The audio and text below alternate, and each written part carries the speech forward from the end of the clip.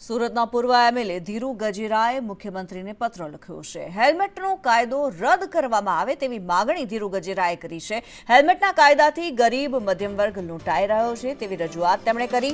ગરમીમાં હેલ્મેટ પહેરી રાખવું ત્રાસદાયક રહે છે। ગરમીમાં હેલ્મેટ આરોગ્ય માટે જોખમી હોવાની વાત ધીરુભાઈ ગજેરાએ કરી છે। ગરમીમાં સિગ્નલ પસાર કરવામાં હેલ્મેટ નડે છે। હેલ્મેટને સાચવવું એ પણ એક મોટો પડકાર છે તેવું ધીરુ ગજેરાએ નિવેદન આપ્યું છે।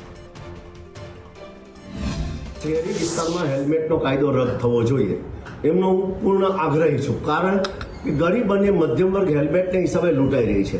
ગરીબ અને મધ્યમ વર્ગની પાસે આજે સરકાર પણ કરોડો રૂપિયા ઉઘરાવી રહી છે।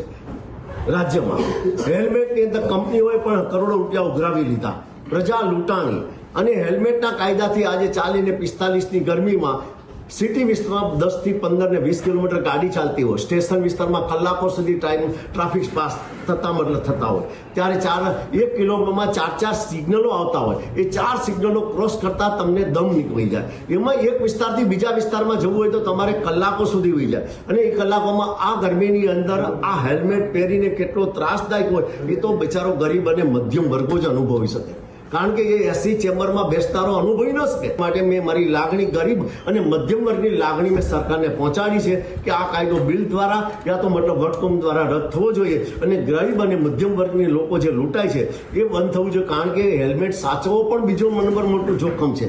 હોસ્પિટલ જાઓ, સ્કૂલ પર જાઓ, શ્રદ્ધાંજલિમાં જાઓ, કોઈ મતલબમાં સારા પ્રસંગે જાઓ, લગ્ન પ્રસંગમાં હેલ્મેટ દુનિયાભરના ચોરાય છે અને આ ચોરાય ત્યારે એને બીજો લેવો પડે, કાં પોલીસ દંડ ઉઘરાવે।